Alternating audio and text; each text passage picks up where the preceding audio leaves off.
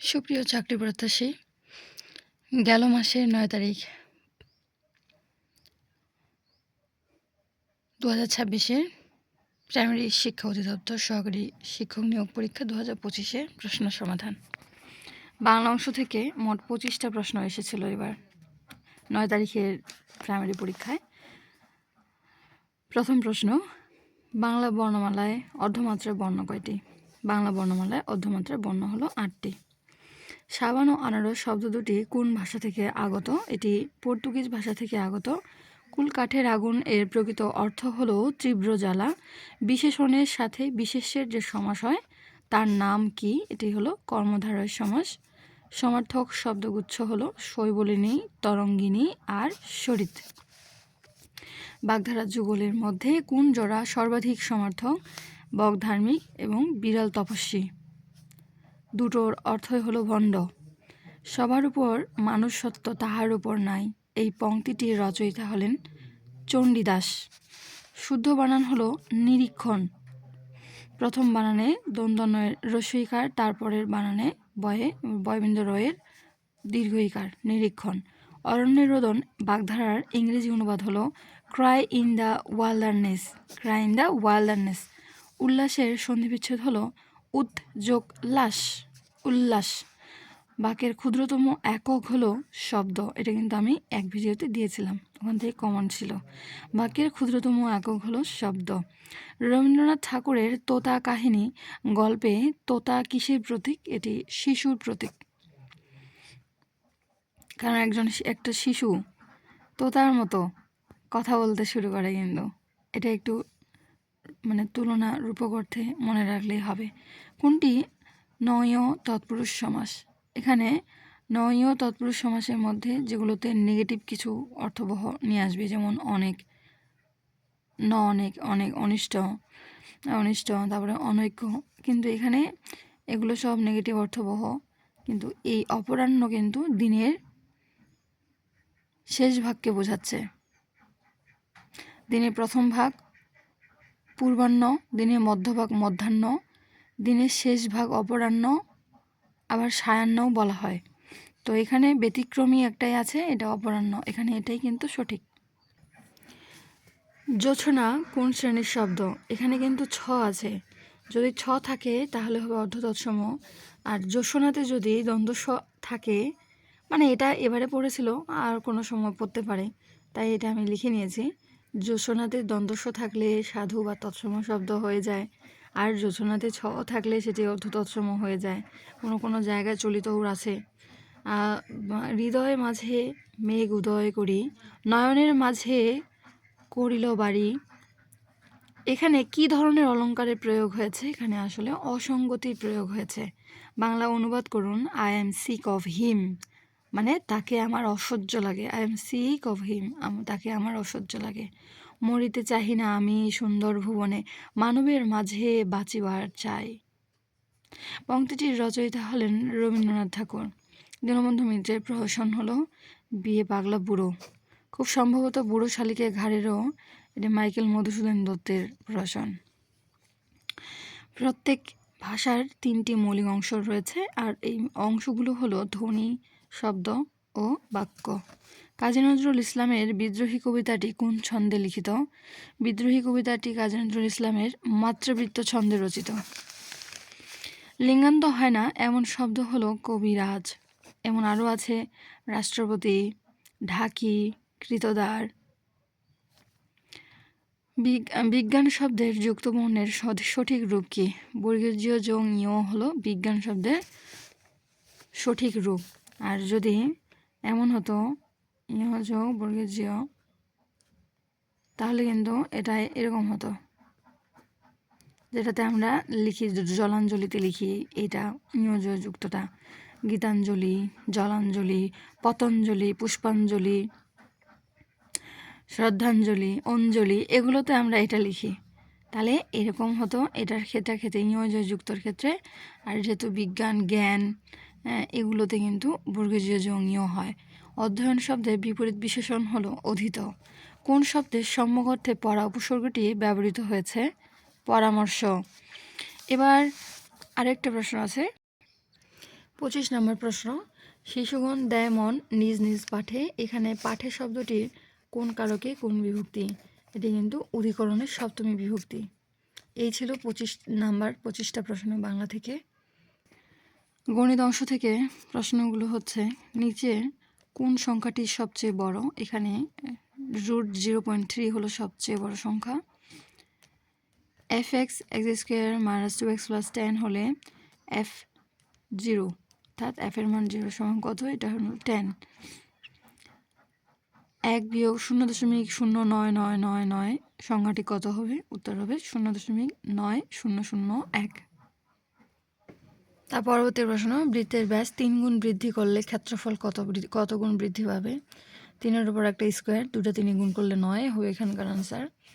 গসাগু নির্ণয় করুন। 4x² - 1 2a² + a - 1 এর উত্তর হচ্ছে 2a - 1। 18 ফুট উঁচু একটি খুঁটি এমনভাবে ভেঙে গেল যে ভাঙা অংশটি বিচ্ছিন্ন না হয়ে 30 ডিগ্রি কোণে মাটি স্পর্শ করল। খুঁটিটি মাটি হতে কত ফুট উঁচুতে ভেঙেছিল? 6 ফুট উঁচুতে ভেঙেছিল। কোনো ত্রিভুজের 3টি বাহুকে বর্ধিত করলে উৎপন্ন বহিস্থ কোণ 3টির সমষ্টি হচ্ছে 360 ডিগ্রি। আর আমরা জানি একটি ত্রিভুজের 3 কোণের সমষ্টি কিন্তু 160 ডিগ্রি। a²b³ / c²d কে a³ b² / cd³ দ্বারা ভাগ করলে ভাগফল কত হবে? ভাগফল হবে bd² / ac। পিতা ও পুত্রের বয়সের সমষ্টি 70 বছর। 7 বছর আগে তাদের বয়স অনুপাত ছিল 6:1। 5 বছর পর তাদের বয়স অনুপাত কত হবে? অর্থাৎ 3:1। 30 টাকা 75 টাকার শতকরা 40%। একটি স্কুলে 70% ছাত্র ফুটবল, 75% ছাত্র হকি এবং 80% ছাত্র ক্রিকেট খেলা পছন্দ করে। ওই স্কুলে কত শতাংশ ছাত্র 3টি খেলাই পছন্দ করে? 25% ছাত্র।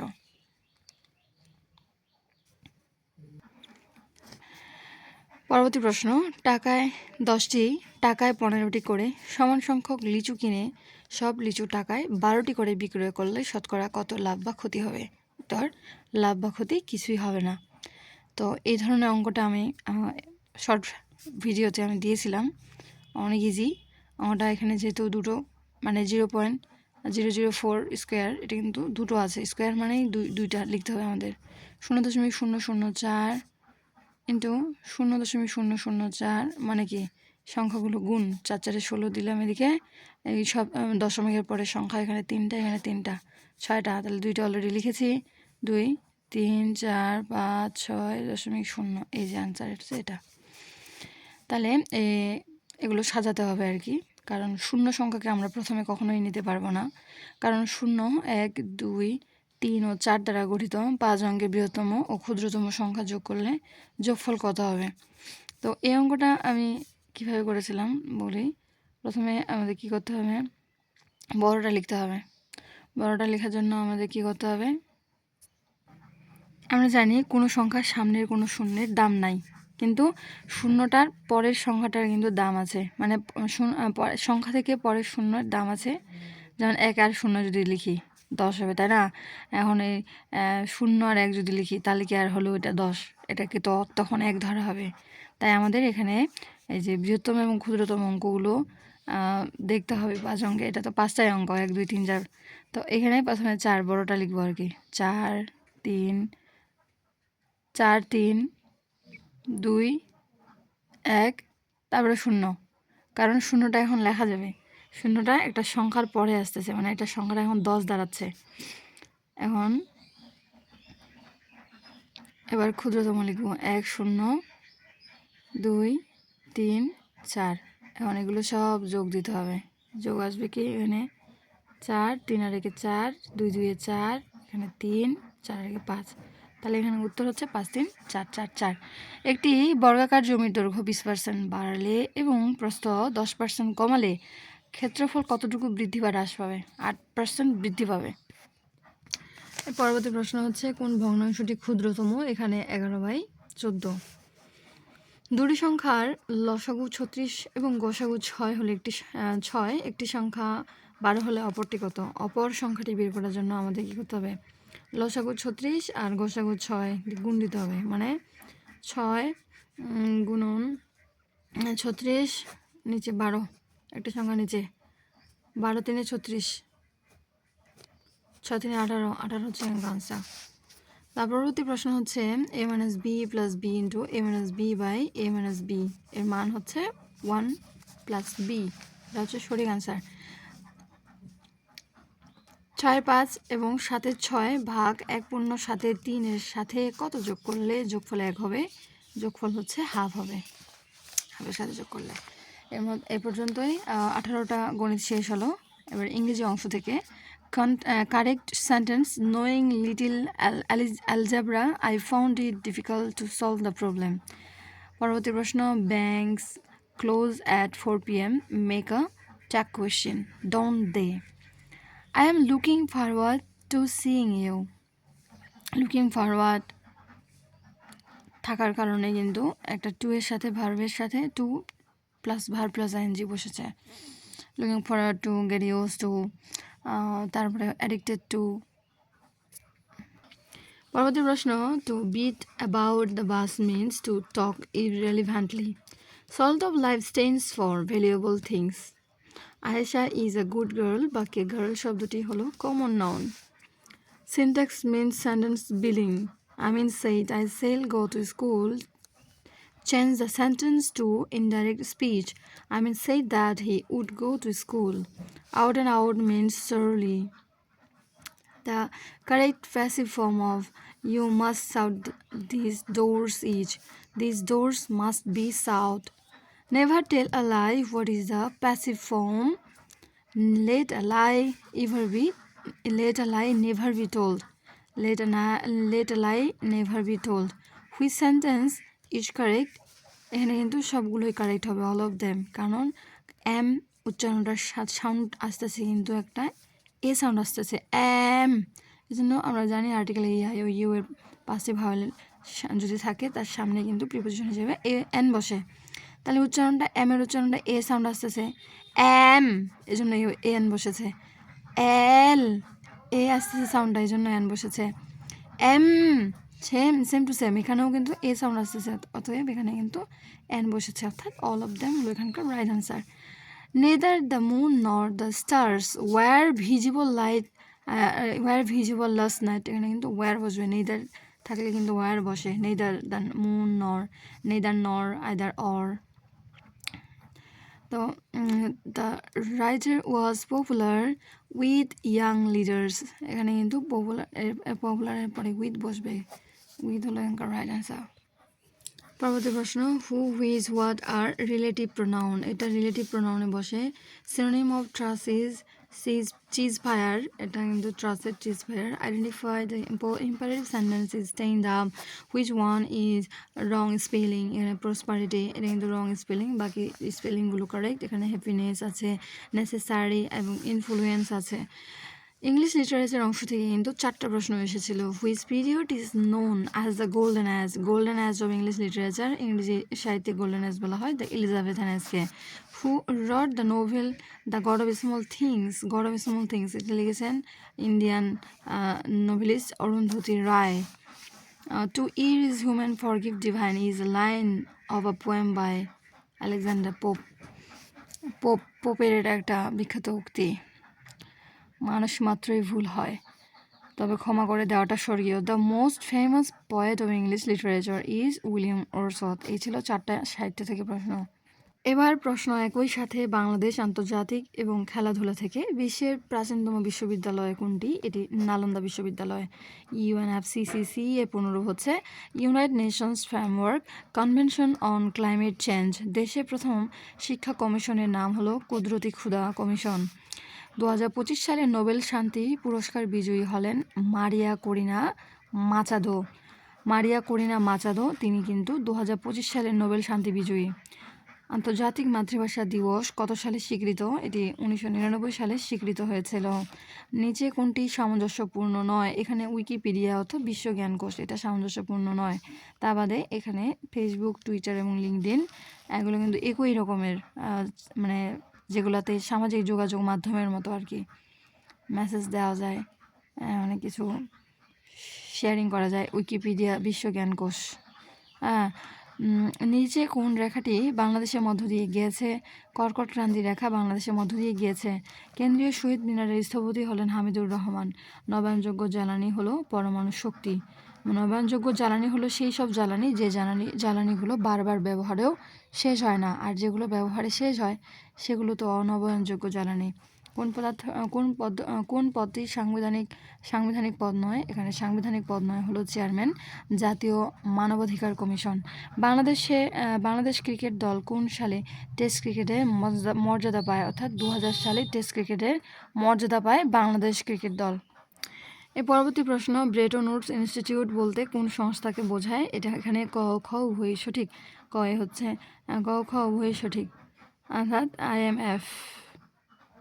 IMF ব্রেটন উডসের সাথে সম্পর্কিত। তারপরে অ্যারেঞ্জ শব্দটির বর্ণগুলো কত প্রকারে সাজানো যায় যাতে আর দুইটি পাশাপাশি থাকবে না? 900। বাতাসের কোন উপাদান মাটির উর্বরতা বৃদ্ধিতে সাহায্য করে? বাতাসের নাইট্রোজেন। বিশ্ব মানবাধিকার দিবস কবে? বিশ্ব মানবাধিকার দিবস হলো 10 ডিসেম্বর। নাইট্রোজেন আছে 78.02%। বাতাসে নাইট্রোজেন মাটির উর্বরতা বৃদ্ধিতে সাহায্য করে। বিশ্ব মানবাধিকার দিবস 10 ডিসেম্বর। এই ছিল বাংলাদেশ, আন্তর্জাতিক এবং খেলাধুলা থেকে 15টি প্রশ্ন। এবার প্রাইমারি অংশ থেকে প্রশ্ন। সহপাঠীর অনুভূতি বুঝতে পারা কোন ধরনের লক্ষণ? এটি আবেগগত লক্ষণ, কারণ ছোট বাচ্চাদের তো আর জ্ঞান থাকে না, তখন তাদের আবেগ কাজ করে। একজন বাংলাভাষী শিশুর প্রাথমিক শিক্ষায় প্রথম ধাপ হলো সাক্ষরতা। প্রফেশন অফ টিচিং শব্দটি প্যাডাগজির সাথে সম্পর্কিত, শিক্ষানীতির সাথে সম্পর্কিত। শিক্ষাদানের প্রথম ধাপ হলো পাঠ পরিকল্পনা।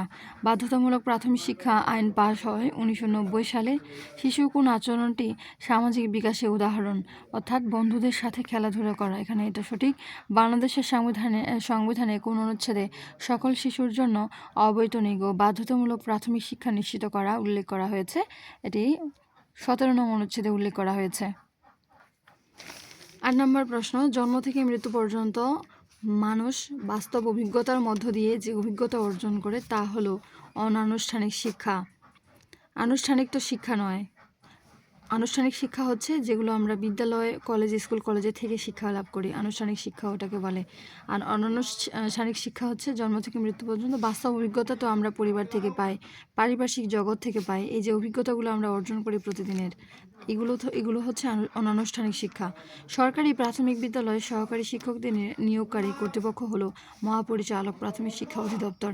এই ছিল প্রাইমারি থেকে নিজস্ব প্রশ্ন 9টি, প্রাইমারি জায়গা থেকে 9টি। তারপরে হচ্ছে বাংলাদেশ আন্তর্জাতিক খেলাধুলা অংশ থেকে মোট 15টি প্রশ্ন এসেছিল, আর ইংলিশ লিটারেচার থেকে 4টি প্রশ্ন, এবং ইংলিশ গ্রামার অংশ এবং অন্যান্য পোয়েম থেকে এসেছিল মোট 18টি প্রশ্ন। গণিত থেকে এসেছিল 19টি প্রশ্ন, এবং বাংলা থেকে এসেছিল 25টি প্রশ্ন। এই ছিল প্রশ্ন সমাধান প্রাইমারি নিয়োগ পরীক্ষা 2025-এর পরীক্ষার তারিখ 09/01/2026। Thanks for watching.